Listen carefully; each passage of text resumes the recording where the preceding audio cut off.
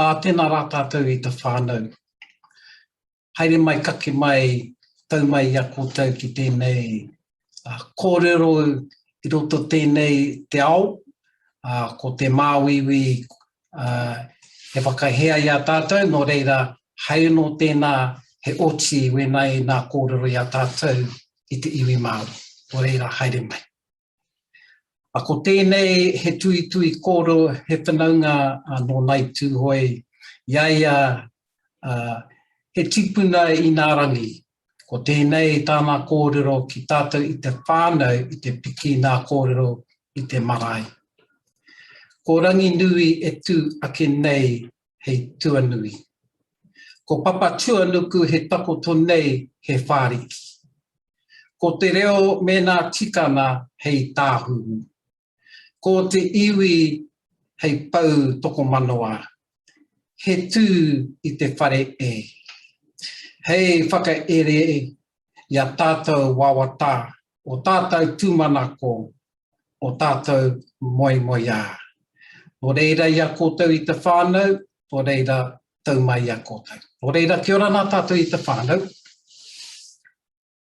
Ko hau toku ingoa no te kāinga no nai tūhoi, nā tiaua, tūhaurangi, wētahi iti iwi no Ngāti Kahanunu, ko hau ko Mana Ake, nā iwi o tēnei pōtai.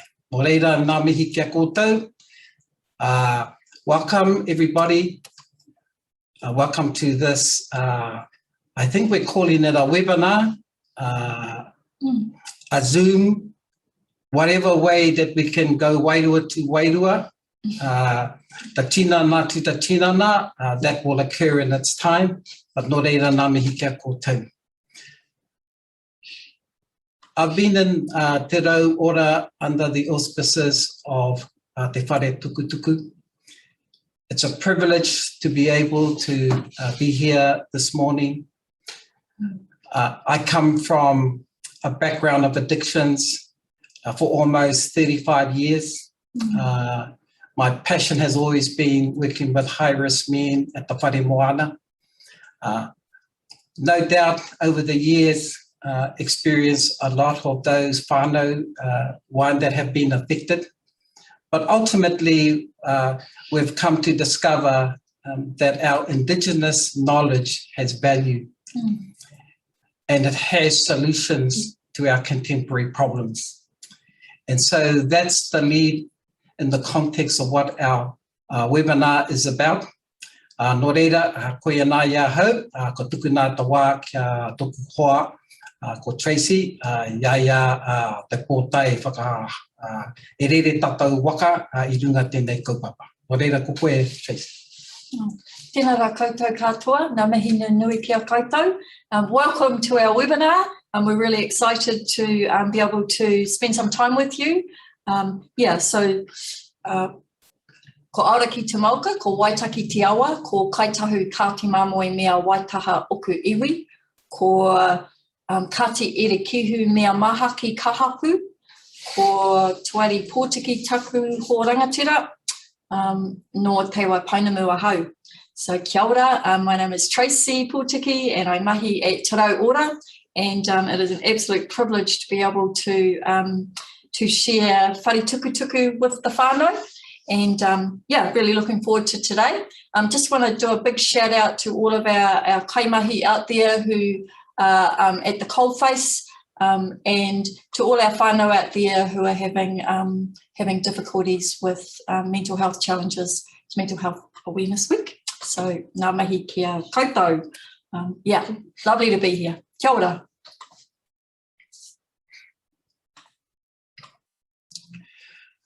So this is the theme of our webinar, He Mana Ake, a Māori way of working. Now we're going to endeavour to try to present to you. So basically, Tracy and I will interact with each other as we're doing the presentation, because what we're wanting to do is to be able to hear what we're assuming that people want to hear.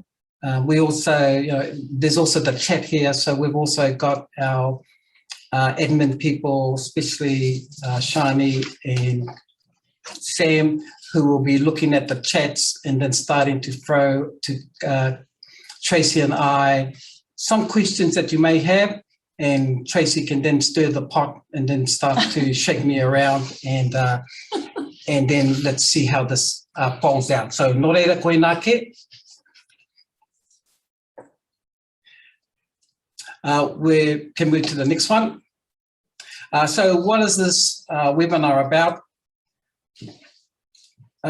Tracy is going to do a little bit about the whare tukutuku, what the whare tukutuku is. Now, what we can say around the whanaungatanga, if you are with someone, give them an elbow or give them the eyebrow. Unfortunately, we can't do a whanaungatanga as we normally do, but we got the chat there. If you want to throw around on the chat and say kia ora, kia ora, that's probably the best that we can do in terms of our whanaungatanga. We'll look at the context of what this webinar is about. I'll give a little bit of a brief around what is Mana Ake, and then lead into Ma'ana ki mana. And then we're going to just briefly just talk a little bit about some of the approaches that is within our industry. But we're also going to look at how we can alter elements of those approaches to suit us in context to Te Ao Māori. Our three themes that we'll be using for this webinar is going to be on Chikana, Mataki and whakawātea. And then hopefully we'll finish in roughly about an hour and 20 minutes. Nō reira ko tukuna ia koe, pehana koe he whiua ki wēnei he rono ko ai koe.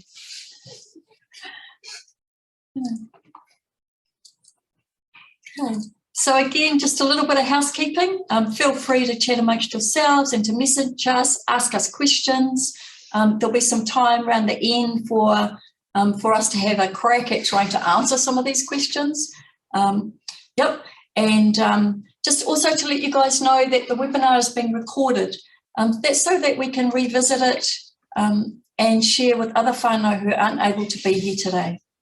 So if you've got any problems with your tech, there's a phone number up there. In the background, we've got Sam and Shawnee who are offering the webinar. Sam's our tech guide today, so a big shout out to the tech. And we'll also, at the end of this, this webinar, we'll have a evaluation which will pop up when you leave. So really plead with you to fill that out when we end. So ngā mihi koutou. So that's our housekeeping. Is there anything to add to our housekeeping? I think we've done the best we can do. Please excuse us. This is our first webinar. We're endeavouring to do the best we can. I think Sam's done a real good job staying up till midnight last night to try and get all of this together. Aye, awesome.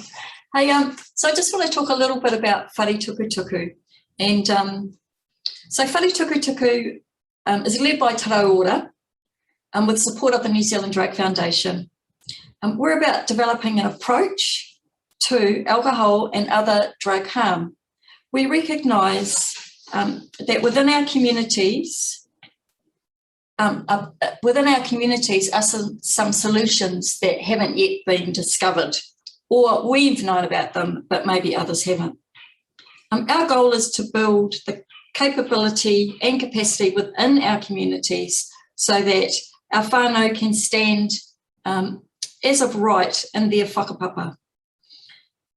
As a workforce, we want to build a robust and intergenerational whānau resilience in addressing alcohol and other drug harms. Yeah, so I just want to share a whakatauki which was given to us by our kaumātua, Witi Ashby. So our whakatauki for whare tukutuku, our kaupapa. Whiria te moka harakeke, whiria te moka takata. Puritia ngā tauka o tātou tupuna, hei tauka mā ngā uri whakatipu. Plait the flax fibres, plait the fibres of mankind, hold on to the treasures of our ancestors as taonga for future generations. So Whare Tukutuku wants to elevate an alcohol and other drug workforce that is whānau-centred and community-focused. We want to redesign for new scopes of practice, cultural capability, and a willingness to innovate to improve Māori health outcomes. Our mission is to support whānau, and we mean this in the broader sense, humahi in our AOD system. It puts whānau at the centre to improve quality of care. We encourage po whānau to be a part of a workforce that is connected to other whānau within their rohi. Whare Tukutuku appreciate the absolute importance of whānau working within their hapori, acknowledging their mana, their rangatiratanga, and their connection to place. Our people, our communities, our approach. Whare Tukutuku will focus on embedding practices by Māori for Māori, integrating and privileging Māori cultural processes and reducing alcohol and other drug-related harm. With compassion and reciprocity, Whare Tukutuku aspires to weave wellness into the social fabric with our hapori. Whare Tukutuku understands that within the whakapapa of our communities is incredible potential and the ability to create a new workforce. Our mahi and direction is guided by the wider Te Rauora leadership. Whoop, whoop. Big shout out to our Te Rauora whānau who have tuned in today. It is also guided by a rōpū whakahaere. The chair of that rōpū is Tuari Pōtiki, as well as Dr. Vicky McFarlane, Dr. Rawiri Jansen, Selina Elkington, and Gilbert Taurua. Within Whare Tukutuku are 4 areas of focus, and they're the sort of strategic directions set by our Te Rauora leadership and our rōpū whakahaere. So the first one is rangatiratanga. Whare Tukutuku strongly advocates the kōrero for systematic change. We want the kind of change that leads to inclusivity and outcomes beyond the 3 Ps, or the rhetoric that we've had in the past. We want to have conversations that inform and that challenge.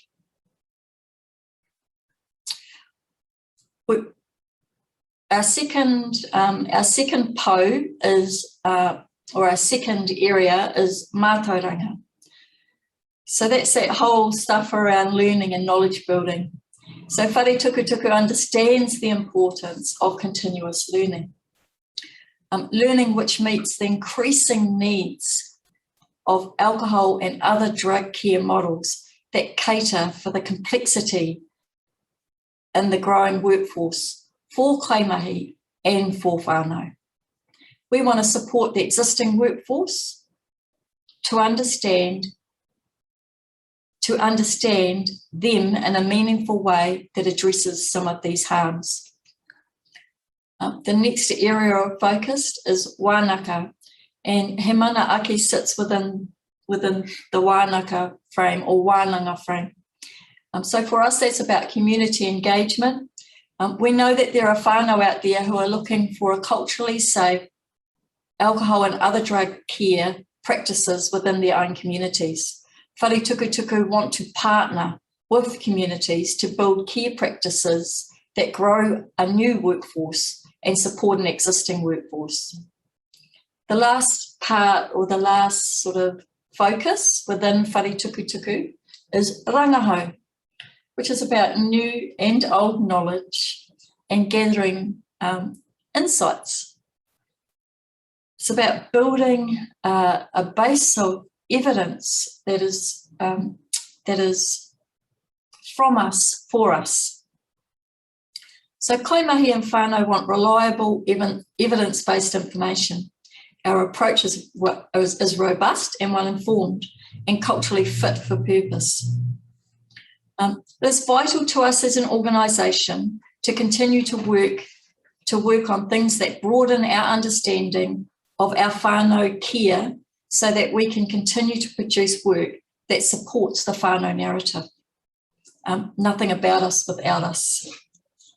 So just to conclude, well-being from addiction for Māori, for us, is entrenched in cultural interventions which address well-being as a whole in a holistic way. The key to understanding the benefit of culturally focused addiction treatment is recognising what gives purpose and value to the relationship and the ability of helpers to engage with a person and their whānau in a meaningful, culturally safe way. So that's a little bit about Funituku. I'm going to hand it over to Takaroa. First of all, acknowledgements to all the kaimahi, all of those in the sector, including our colleagues, non-Māori, tirelessly working away and finding the best solutions and the best way to work with whānau. We thought about our kaupapa and we wanted to find a way to try to express what does it mean to be working with Māori in a Māori way. Mm. We are aware that to do so, we have to look at a Māori worldview, but we also need to be accountable in regards to what it is that we are delivering. And that's pretty critical. We don't want to be fluffy. We don't want to assume where people are at, and we don't want to assume a process. So we want to also acknowledge our leaders who are in management, but are also in research, who are providing us with wealthy information. And so as Māori, we're living in good times. The space that we're in is challenging the system to look at appropriate ways of working with Māori, but also thinking about how they are doing it. And so I want to acknowledge those that have had clinical practice as well, because the word clinical in our sector means someone who is working thoroughly. It doesn't mean that it is totally scientific and language around that. What it does mean is that someone who has the ability to work thoroughly, strategically, and accountable when they work with whānau. So to start with, we wanted to look at and make a quote or make the stance that every culture has its own origins and beginnings. And it's from these stories that culture defines themselves, who they are, where they come from, and the values and beliefs. For Māori, these stories or bodies of knowledge can be interpreted from our ancestors, from Ngā Tāwhito Kōrero, the ancient stories. These stories, if you unpack them, tells us a lot about how communities operated in those times.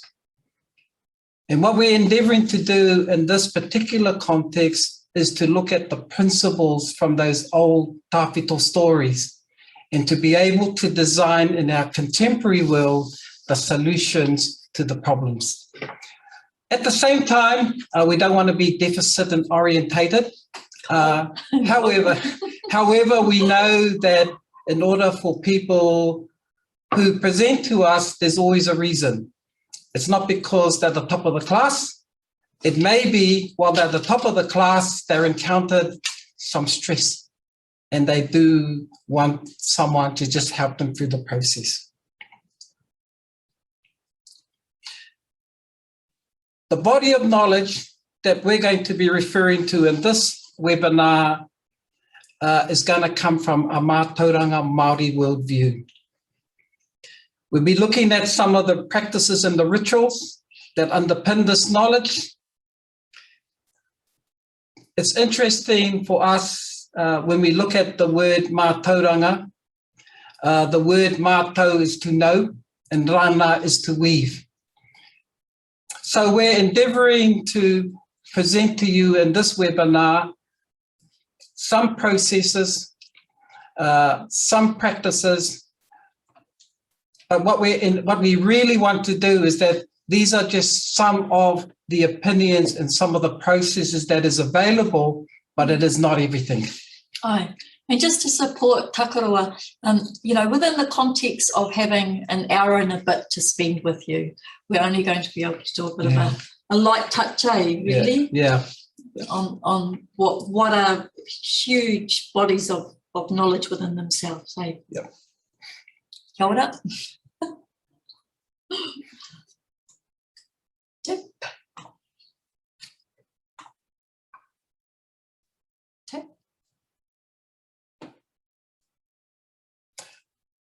Okay, just before we get into this one here, we mentioned a little bit of that waiver, that this wānanga uses Māori conscience to describe an engagement process between you who are the listening. But we also want to ensure that, what we're presenting, and I just want to reinforce this, is that we're not trying to prescribe a process. We also wanting to challenge you as an audience, as kaimahi, as those that are working in the sector, to be able to utilize your own abilities, which means then you might have to challenge yourself to be able to critique your practice, to be able to look at knowledge, to be able to apply it, to be able to fall over and stumble, to be able to utilize those nice opportunities, to then develop a better character when working in this sector. So we just want to, as a waiver for us, that as we do this presentation, it is not the Bible. However, it is some of the processes that we've discovered in our research and in our mahi, but also in our practice as well. So,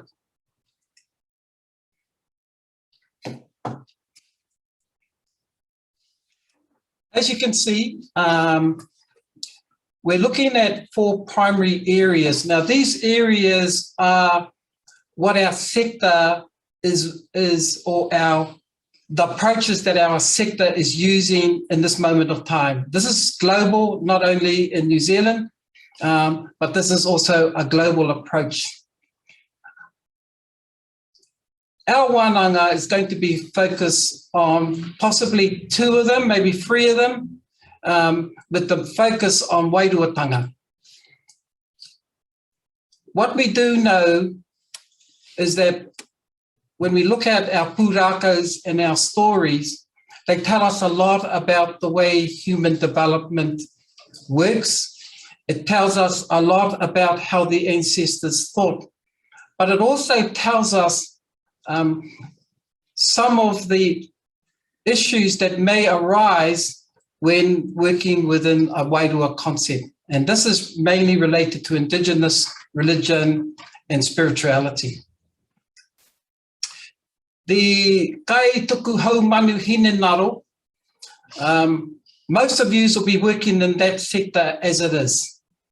You are the ones that will be working with people who may have historical issues, people who may come to you or come to services unsure where they are, using substances, and as you unpack what is going on for them, then you're able to then look at the situation and then formulate some opinions. So that's what the kai tuku hau manu hina naro approach is.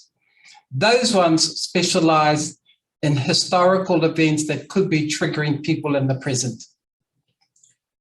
The pūtaio pāore is those people who look at environments, people who look at communities, people who look at the social effects. Those are the people who then develop a framework based on environment, and you look at the geographical area of people and gang culture. The 4th one is Kini Mātai Wairoro. That one is, and not many Māoris like this one because that's really related to science, the neurobiology, you know, the way that substances affects the brain and how the brain functions. And that's that one there. I think students like that one better. They seem to have that. Oh, we like it too. Yeah, we like it. My students over here. We're all about science. Yeah. It's not the one that we tend to be drawn to. We tend to be drawn to the others, but that one there is one that is quite significant for us.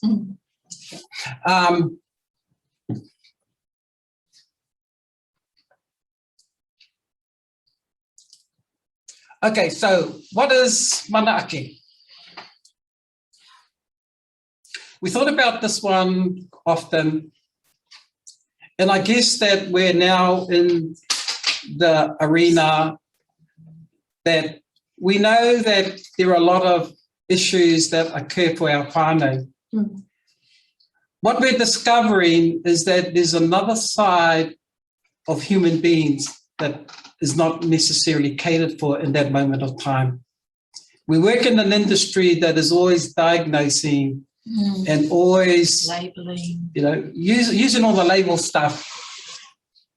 What Mana Ake is pointing to is those are important tools to help us, not so much the whai or the pau whānau, but it helps us. And we've got to design and develop the most appropriate way to provide feedback to whānau.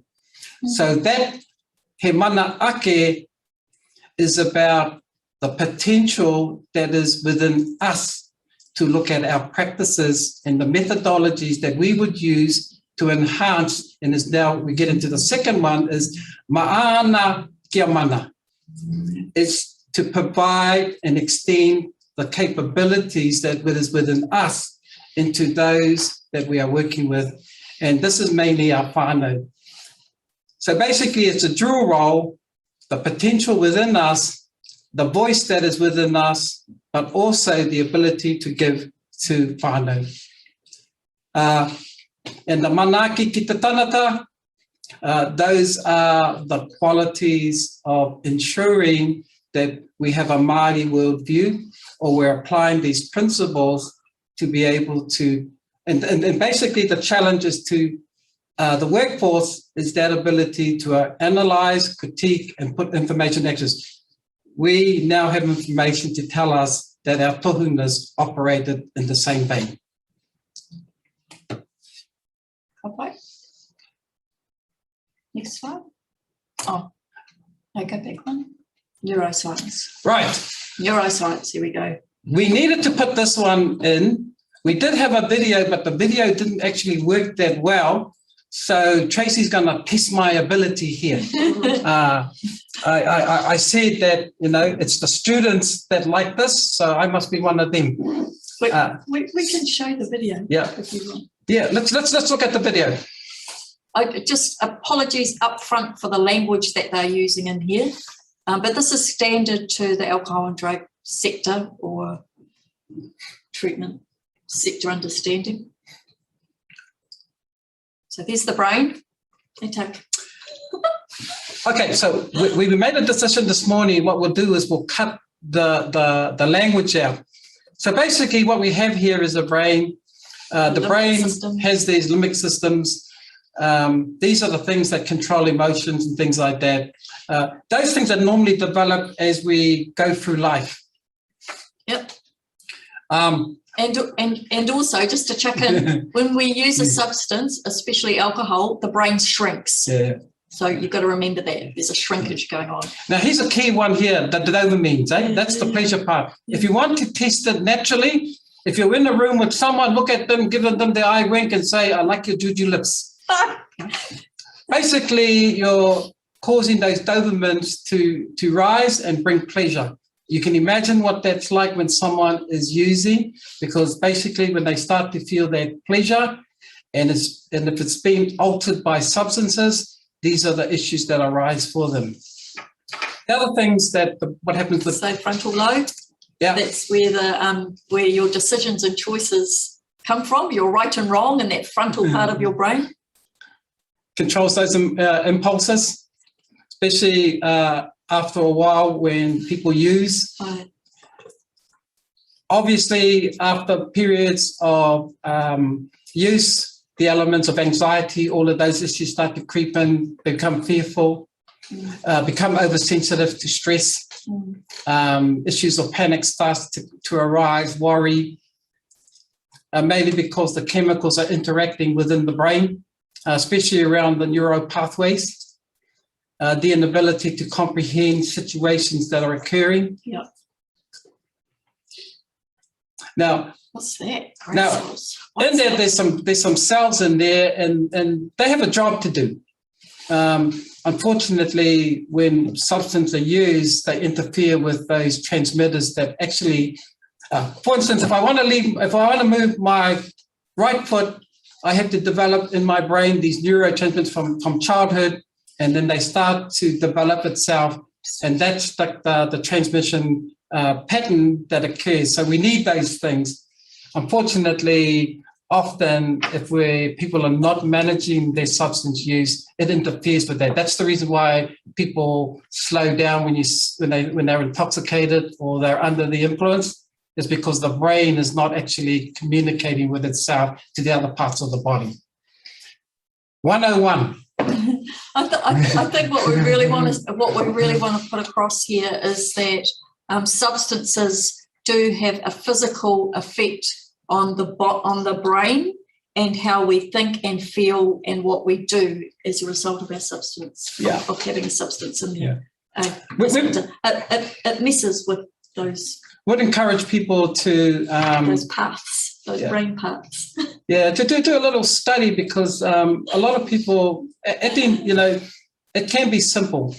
And often when you talk to people and you talk about those pathways, use a metaphor to describe that, like a car or something like that. How the spark plugs explodes, all of those things. Those are just ways of trying to explain how the brain operates. Yep.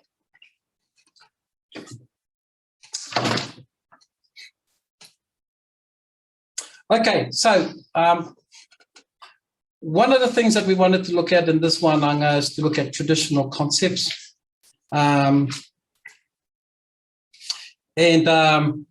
We've chosen 3, and the 3 that we've chosen is Chikana, Mataki, and Whaka.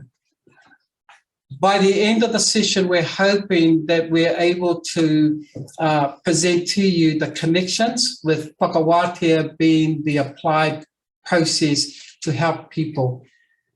What we're endeavouring to do here is challenge kaimahi and whānau to be able to then look through these concepts. We also want to say too is that this is only free of, so there are other concepts that can be utilised within a whakawātea process.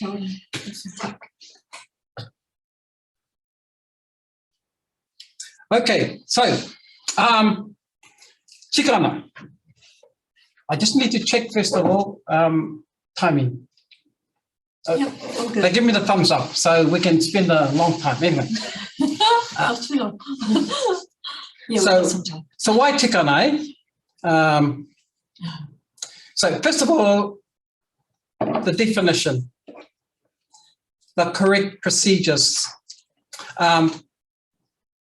This is quite a debatable concept, mainly because across different iwis, they have different interpretations of what tikana means. So what we're going to try and do is just provide, some of that discussion. As we said earlier, we don't want to be prescriptive, but what we want to do is provide discussions for you so that you're able to then consider that there are other knowledge base around what tikana means. So basically, our PowerPoint tells us it's a procedure, it's to do the right thing, and it's based on Māori values. It's not based on systemic law. Systemic law, in terms of the way our current country is run, has a tikana. Often that tikana is unmovable. from a Māori worldview, when a tikana is implemented, it has the ability to be able to move itself. So in terms of the context that we have here, here's a question for you to think about in terms of an argument. Because we don't really want to argue with people on our webinar, but hey, aha. I don't. Yeah. Some iwi, and I'm not going to name them, but one of them is mine. Okay. Both of them are mine that had two different opinions, and I learned very early in my life why and how I am to maneuver myself around tikana. So that's why it's important why tikana is in this context. Eh? So here's something to think about. Mātauranga Māori, for some, tikana is gauged from Mātauranga Māori. The second one talks about procedures related to proper applications. What we're seeing here is that iwi have some interpretations that kaua and tikana are interchangeable. Some iwi believe that the implementation of, for instance, at the moment we're in COVID. So they've put up a tikana around COVID and then they've provided some kaua around it. Some iwi would say that it is the reverse. In other words, it's the kaua that provides the po or the statement, and it is the tikana that provides the procedures and the process. Now, it's not for us to argue that. That's not what we're here to do. What we wanted to do is just provide that for people to debate, because it's important when working for people is to discover the tikana that drives that person, how it interacts with the tikana that is within you as the worker. Quite often we have different opinions, and quite often you'll probably realize now when you're talking to someone about a particular issue, it ends up in an argument. And the reason for that is that people are raised under different tikana and different kaua, and what they're doing is cementing their position. In this particular mahi, it's important for us to recognize tikana. If we're comfortable with it and we understand what it means for us, then it gives us the ability to accept that people have the ability to have their own expression of tikana. Something we've discovered when we've been in wānanga, and especially when people like Tuatahi and Hone and our other known rangatiras are able to debate and discuss issues, but still walk away from, those wānangas knowing that, one, they know themselves, but they've allowed other people to be themselves.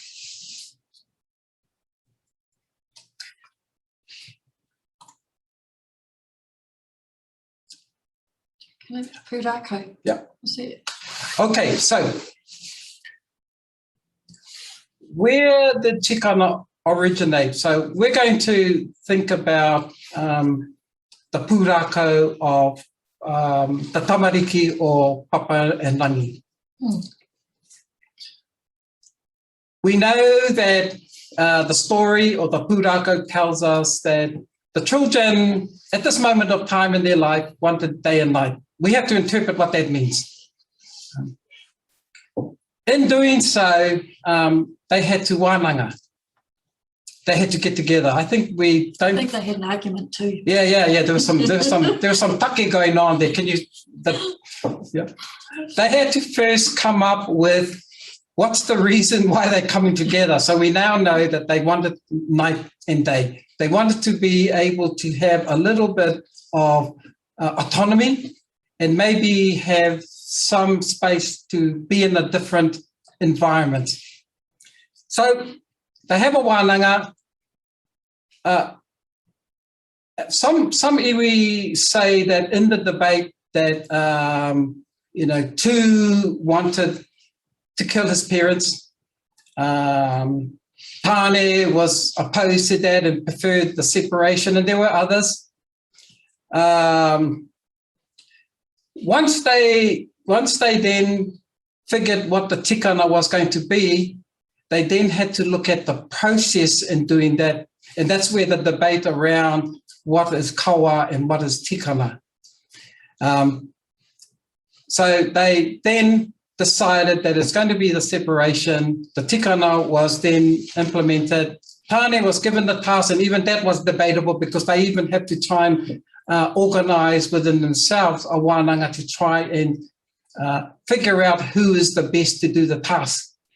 Some iwi say that Whiro wanted to do that, but the other children thought that he might be a little bit ruthless in the way that he does it, and felt that if they were going to put a tikana and a kawa in place, Whiro may not be the one that will be able to do it in the most customary way. So Pane was the one that was given the task.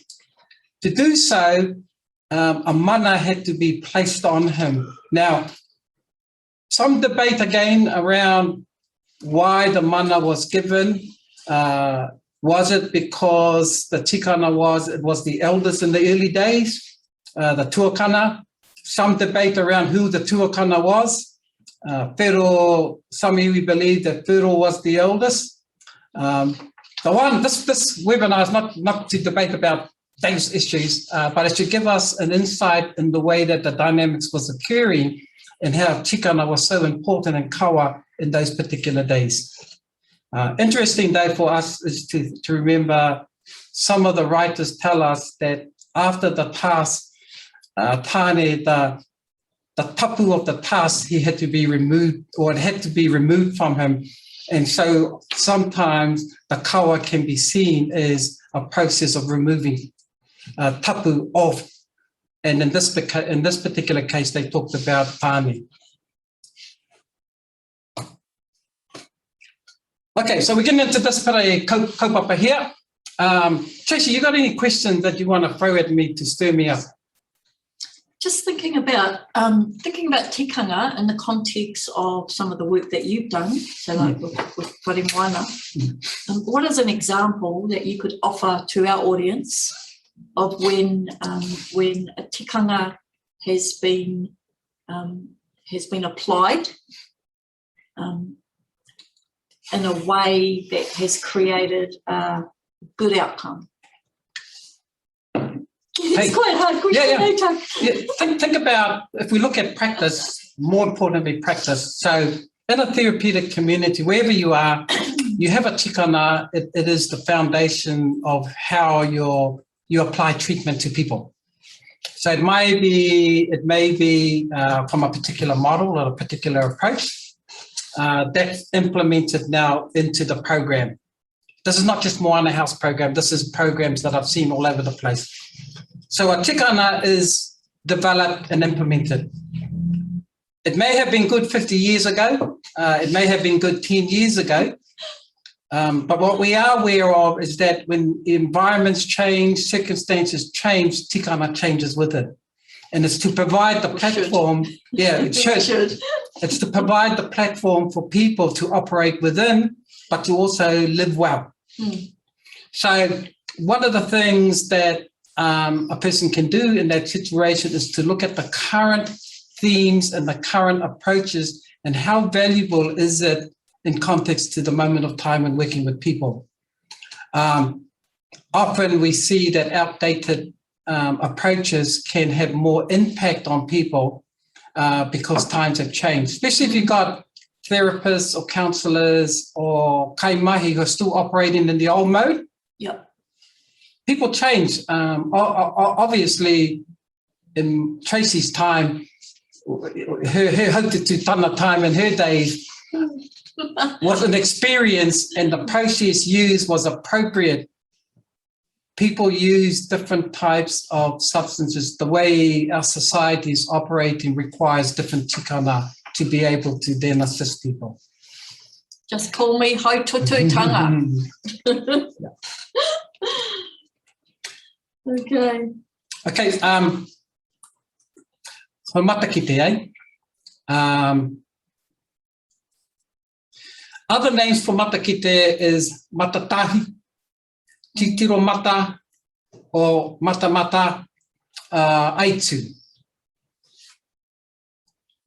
What the orators and our tupunas were telling us was that these tohungas were people that had that ability to have foresight. Now, some of the writers are telling us that when they were interviewing, the tohungas at that time and whatever information was given to them in the training ground, what it enabled them to do was to see beyond the natural. Now, I'm trying to be as countable with that wording so that it doesn't sound too fluffy. What that means is that there still needs to be solid background in terms of the way people see. We have a saying, and I'm hoping that it's not in another slide, but anyway, okay. We have a saying, you are what you eat. Oh, we do have a saying called that. Yeah, you are what you eat. If you understand food and you understand what food is about, it helps the person function accordingly to the lens of food. Now, what this really is saying is that often our matakite back in the old days were wānanga trained. The Tohunga Suppression Act changed that a little bit. It didn't stop some wānangas because some wānangas still happened. And in fact, what we're seeing today is the revival of wānangas. There are some organizations now that are developing into their organizations wānanga around matakite, around the old tohuna mahi. So matakite is the foresight to see what we're seeing in the changes in the environment itself and the way that our contemporary world is operating. What we're seeing is that in the old days, matakite was always driven by a wairua or by atua. And those that were involved in matakite was always led by either atua or spirituality. And that formed their ability to see. Since the Tohunga Suppression Act and since the elimination of a lot of these wānangas, in the contemporary world, in my interviews with a lot of the contemporary tohungas, what they are saying to me is that our matakite abilities now have shifted. And so the challenge to us now is that in our environment, as kaimahi and people working with whānau, is that ability to see or to have foresight when someone presents to you. And quite often, and that's why we talk about you are what you eat. So depending on the philosophy, the mātauranga, the educational system, the clinical practices, whatever informs you is the lens that you're going to see the world. And so when people come into our presence, we're engaging two different worldviews. And so the important thing for us is to have a look and assess what is the worldview that, or what is the lens that informs our worldview. I think it's important for us to know also too is that in our space, and I want to encourage those that that go to training, is that when someone presents to you, you're going to a training institute that is helping you to become matakite. Sometimes you have to think about who are the people that are presenting and look at their history and then look at if they carry on the way they are, then where would they end up in the future? And part of your mahi is to help them facilitate change. Do you got any questions on that, Tracy? Oh, yeah, there's just been a sort of a part-tie or a bit of a comment, and I'm not going to disagree with it.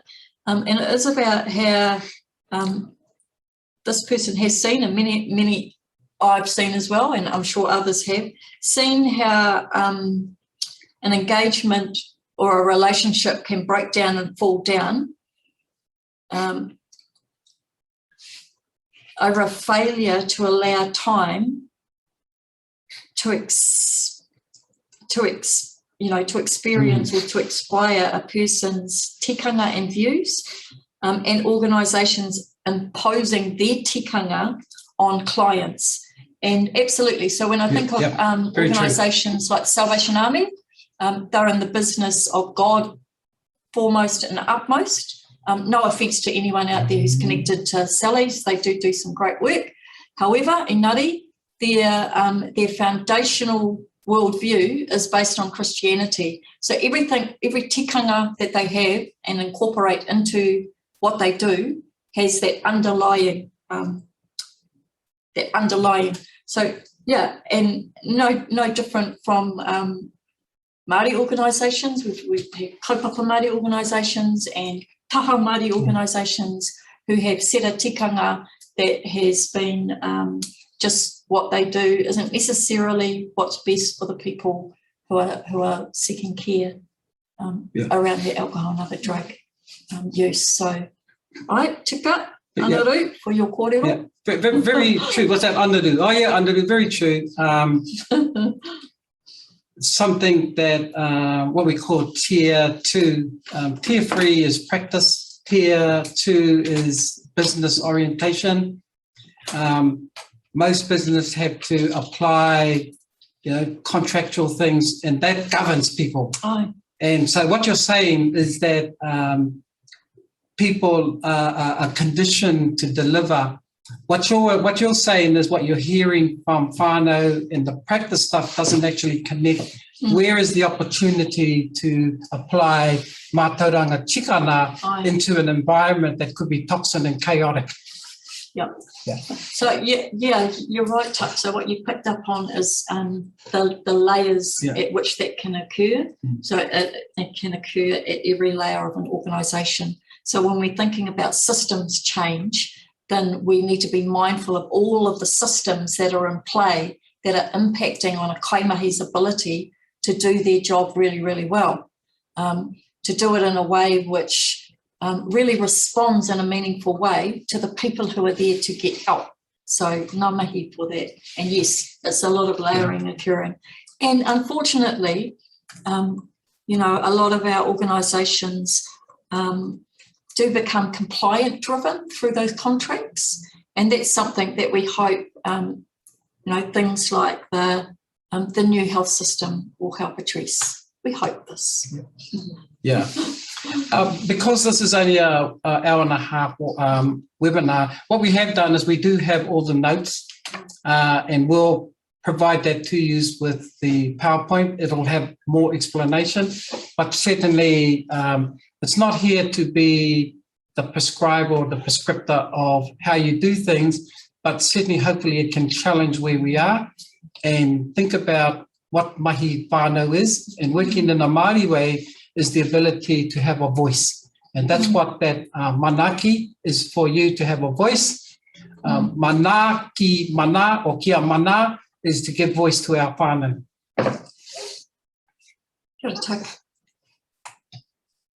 Okay, this might help a little bit around some of the questions. So what we've done is we've put Chikana and Mataki and we're combining, touched on it. Yeah, just lightly touched, but we've combined those concepts to be able to help us see through a lens so that we can now move into whakawātea. A whole lot of interpretations around whakawātea as well. The whaka means to put into action. The wā, some of the tohungas I talked to calls it in the moment. In the tia, talks a little bit about cloudiness. So basically what they're saying to me is that whakawate is sweeping the paru on the floor. And I said, that's very clear to me because I know what that means. So you're sweeping the paru. Yes. If I was thinking about it, though, in the mahi process, I can't describe people as paru, nor could I see myself as a broom. But what I can see is and when we look at the Mataki and the Chikana, is the ability to see what the issues are and then be able to then assist the whānau to look at a process to help them unpack, but also for them to come to a place of noa. The important thing about whakawate is always got to be leading to noa. We also call that ora as well. So probably the important things about whakawate, one, is that you're removing of a person, and it not necessarily mean that it has to be done in a one session or one visit. It may be something that's prolonged over a period of time. What you are doing is you're constantly looking at the situation and trying to apply the best practice and the best approach to help manage a person to a place of noa or ora. Important to know that if you're doing that really well and come to a place like restorational stuff, especially around domestic violence and things like that, have to be very careful how you do that. But certainly in restorational stuff, there are some people that have worked well in a whakawate process, but it means that there are other things happening prior to that, so it's not on its own. The important thing to note that is that it doesn't solve all the other problems. It's like a fresh start. Yeah, it's a fresh start. Yeah, that's a good way of. It's like a fresh start. Yeah. So it clears things so that you can have a fresh start. It's not a guarantee. And I think, Tuck, it's really important what you raised about it doesn't happen in one session. So one of the things that I would advocate for is that our whānau, and what we hear from our whānau when we're gathering insights as part of our rangahau, is that,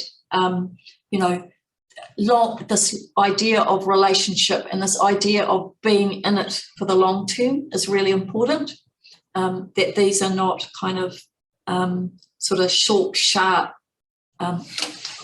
interactions between someone asking for help and someone giving help, that it happens with time. And that's about that building relationships, rapport, establishing the relationship and those sorts of things. So it's important to know that this is all sitting in that context. Yeah, and the hara that incurs for people through whatever reasons, and that's why we looked at those 4 different approaches, whatever the hara, whatever the approach that people use, it's all endeavoured to give person their ora, their mana ake, their rangatiratana, to develop that in them, to give them that ability to then continue. It's not saying that, mana has been diminished. Mana always exists. It's just that something's in the way and has more predominance within that moment of time.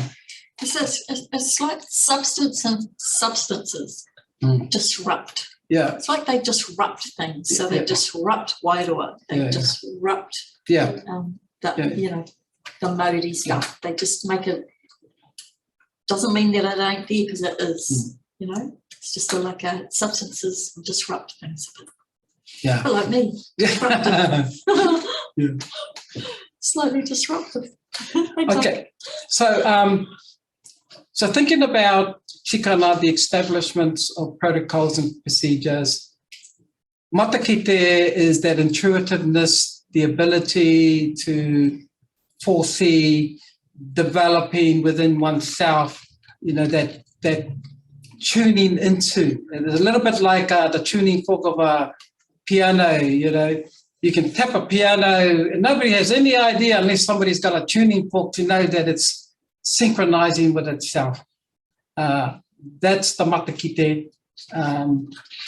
The whakawātea is bringing those together now and helping now to, to transition the person along, to be able to now, what contemporary tohunga describes as sweep the floor. Traditional, when we look at tāne, is to remove the tapu of that burden. That thing that compels a person to do what they're doing, but there's a time in life where they want to get out of that, and so there's a process that has to occur there. We'll just have a look now. I'm going to just give you a little bit, and I think for time's sake, is just give you a little bit here's some considerations. This is not the only Bible. This is some things that we considered and thought about. Critical to this particular process for kaimahi practitioners and those that are interacting with people, karakia. Traditional times, we know that the tohunga is always karakia, and they always wanted atua to be able to help and to be with them as they go through this. They also knew that atua also wanted them to be accountable as well, so he ain't going to do everything. He'll do his bit. He do his bit in the rangi there on the earth. Us as human beings have a responsibility to do our mahi. And that's what you learn. You learn to be responsible human beings and understand chikana, kawa, and all of those things. So karakia is quite important. In contemporary times, we sort of have a different versions now. Our contemporary tohungas are saying, not a problem. Karakia is the interpretation of the person. Whether that sets the scene, meditation, or whatever it is, it's the wellness for that person to be able to know that, and then it moves into the next one, which is kia tau.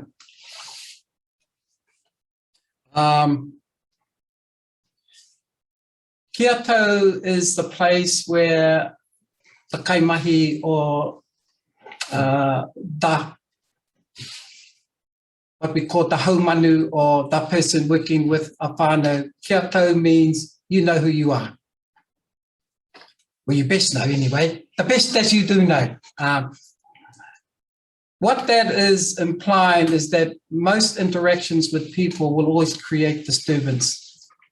Two clashes, and if we haven't got our tau in place, we interpret things accordingly to the filters and the lens that is affecting us. So contemporary tohungas are telling us through old written things that karakia and kia tau, the tohunga understood themselves.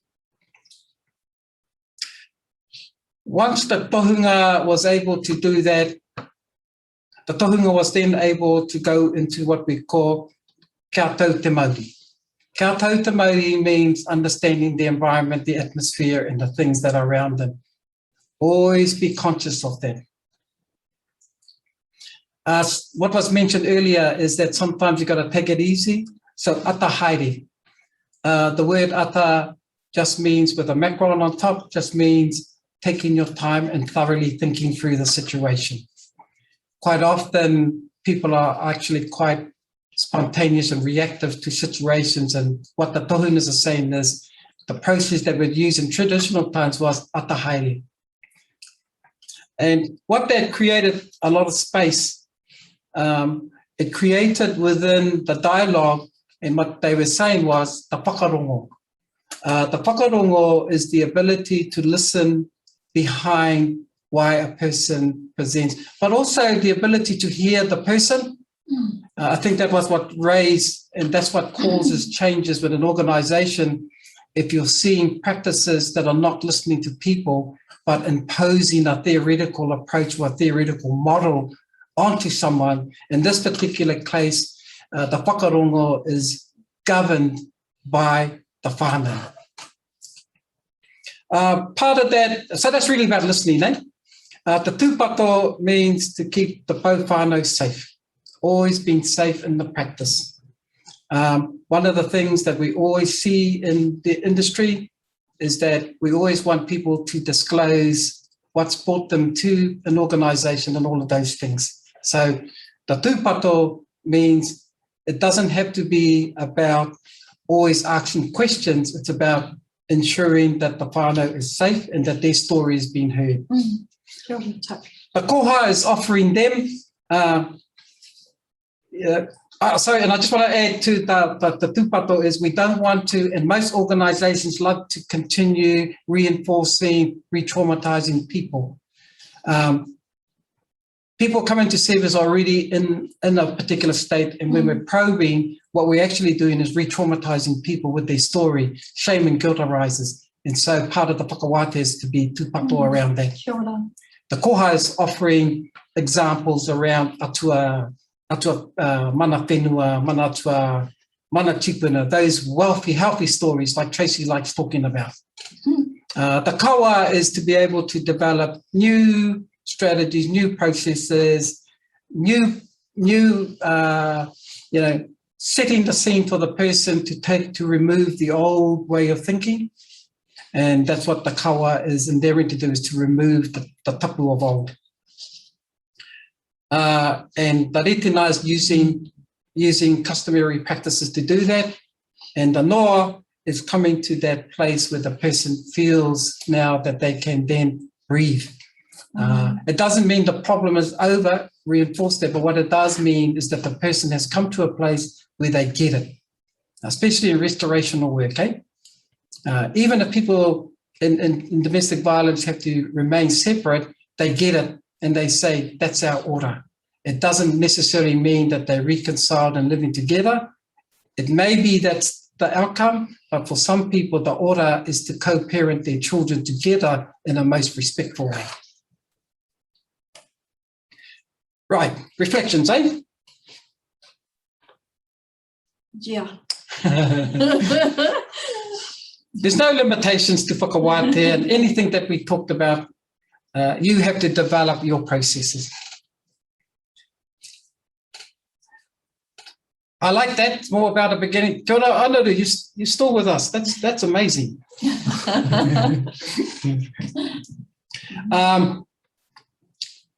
There's no limitations to the presentation, to our po. It's in your arms. What we are seeing is that to mana ake you results in the mana or the mana kia mana of others. Substance use affects everyone in some way. Tracy and I had a nice little kōrero this morning around who are the people that we see. We need to say we've got some really good healthy whānau out there. We've got whānau that are living well, that are functioning well, but still participate and still require people to help so that they can be insightful, not so much change their lives, but they are good people. We do have about 10% of the population that will still come to our doors. What we are seeing is that from a mātauranga Māori perspective and working with Māori is to see the mana within the person. We work appropriately with people to unpack the issues that have arisen for them, but we don't make that a point. What we do is use that to help facilitate and find the right terminology to help what we call change or shift. Chikana, Mataki, and whakawate are only a process. We encourage you to, in your practice, the ability to use the concepts, but use it in your way and be remindful that you're in iwi tanga territory. Always think about what iwi are saying within their geographical area. I think that's an important place to also stand. if you're in an organisation that is mainstream, it is important that the person who is holding the mauri of anything mātauranga Māori is the one that holds it, not someone that is not within mātauranga Māori knowledge. I think that's a critical thing that we've learned and what the tohungas are saying to us, because it's a critical element that there is someone who holds the mauri of mātauranga Māori. No reira, Tracy, you got anything you want to say? Couple of reflections. Yeah, so what do I want to say? I just want to say that, actually, I'll tell you a story. I met this wahine who's a relation of Takaroa's years ago. Beautiful wahine, beautiful as. And she said to me, she said, Tracy, I used to be a alcohol and drug counsellor. She said, and I was the worst alcohol and drug counsellor in the country. And I'm like, really? Because I'm thinking that's quite a big thing to say, you know, like to out yourself like that. And she's like, and I'm like, really? Were you the worst in the country? And she goes, yep. And I'm like, what made you the worst? And she said to me, I didn't like those people. I did not like those people. And I got it in that moment. So I just want to say, you know, like if you don't like people who use substances and who can get a bit messy sometimes, then don't work with them. Just stay away from them. You'll serve them no good purpose, eh? There was just, I thought there was just a thing I wanted to share. A little story about a beautiful wahine who just was not meant to do this particular work. Okay, so I know we've got some other things that we have to first go through before we shut down. Do we have any questions? Does anyone out there have any questions for us? If you don't, there might be some coming through. I'm sure you're just thinking about the kōrero that Tuck has just given. In the meantime, I found a little something which I think is kind of cool. I think it's kind of cool. You might not, because I really like unpacking language and where it comes from and how we use it. Oh yeah. And I'm really interested in how willingly we accept the labels that are given to us. And I've been doing a little bit of digging around this term addiction, and here's a little bit of what I found out. So, boom. It's a boom moment. So, because when I think of addiction, then straight away I think addict. And then I think, stigmatizing term, you know? Really? Do I want to be an addict as someone who's recovering from a past of substance use? Well, no, not really. So anyway, addict, the term, what does it mean? Addict evolved from the Latin word addictus, which is a past principle of addicto, which literally means to devote or surrender, e.g., to devote or surrender oneself to something habitually or obsessively. Right. Slaves given to Roman soldiers to reward them for their performance in battle were known as addicts. Eventually, a person who was a slave in anything became known as an addict. Addiction. Here we go. Right, addiction. Persistent, compulsive use of a substance or involvement in an activity known by the user to be physically, psychologically, or economically, or socially harmful. So that was given to me by a beautiful wahine. She's a Harvard Law graduate, and her name is Deborah Small. And I just thought I just wanted to share that because it's one of the terms that we flip around often. Our kaupapa within Whare Tukutuku is about unpacking some of the languaging which has been occurring and does occur in this space in a way that that challenges some of the stigma which occurs for our whānau who have alcohol and other drug challenges.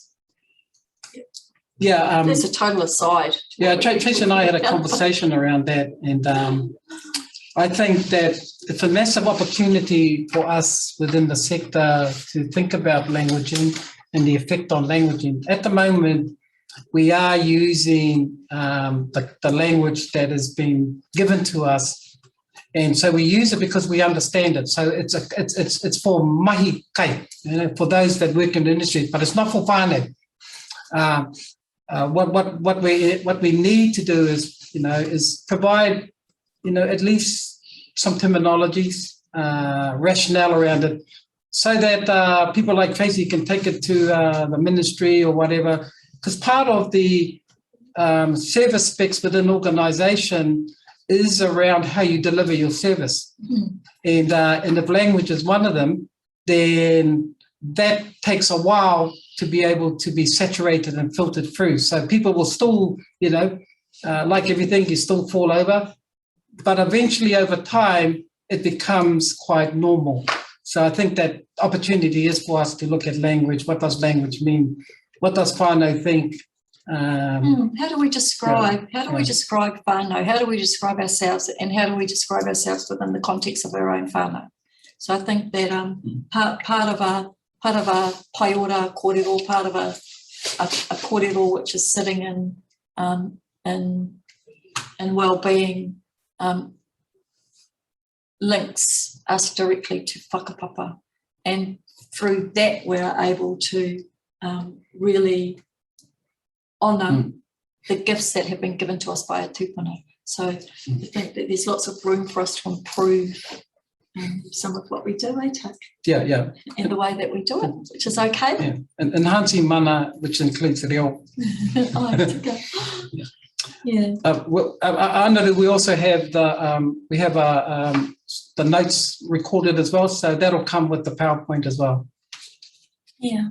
I think the webinar, we didn't quite touch on everything that we wanted to, but certainly we're going to give you the notes, and the notes will help a little bit. Yeah. What's that next slide, Sam? Oh, kia ora. So yeah, just again, whiria te moka harakeke, whiria te moka takata, puritia ngā tāoka o tātou tūpuna, e kaupuka mā ngā uri whakatipu. So again, just want to acknowledge our kaumātua, Uti. And yeah, and hey, look, thank you everyone for turning up today and for being present. And I just want to say that this is just a light touch, and that there's more to come. And, we look forward to a time when we can actually be in wānanga together and really, really do a much deeper dive into some of the concepts which belong to us through our whakapapa. So, ngā mihi kia koutou. Lovely that you could join us. Yeah. So, he mutu ia tātou tēnei, I go back to the kōrero of Hereni, Melbourne, a whanaunga of ours when we opened, and he was describing the marae and how the marae is the whakahera, and he acknowledged that rangi nui is the tuanui, and that papa tuanuku is the whāriki, and that our reo and our chikana is the hei tāhuhu, and that the iwi is the pau toko manoa. And so we finish with that, with his thoughts in mind, because he's a tipuna now, and a very good a whanaunga that helped shape our music world and the te ao Māori within our world. So no reira nā mihi kia kōtou he whakarongo ki tēnei, me haere nā kōtou ki nā mahi ia kōtou, no reira tēnei wā, no reira mauri ora kia kōtou, hei kona. Kia ora. Go well, whānau. And we've got a survey when you leave.